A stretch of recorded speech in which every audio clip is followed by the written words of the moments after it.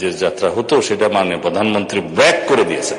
শুধু নেসেসারি 20-25 জন যে সফর সঙ্গী, ব্যুরোক্রেটস, সিকিউরিটি পার্সোনাল সহ, প্রেস উইং সহ, যেগুলো না হলে নয় সেইটুকুতেই বরাদ্দ।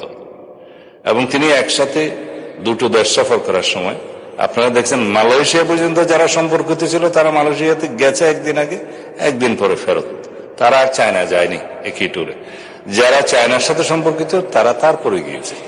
এইভাবে কিচ্ছাটা সাধনের মাধ্যমে এই ক্যাবিনেট ডিভিশনের ব্যয় নির্বাহী স্বরাষ্ট্রমন্ত্রী যে কথাগুলো বলল, ওনার কথার প্রমাণ হিসেবে বর্তমান প্রধানমন্ত্রী যে সফরটা করছে মালয়েশিয়া কিংবা চীন, সেখানে কয়জন মানুষ গিয়েছে সেদিকে তাকালে হয়।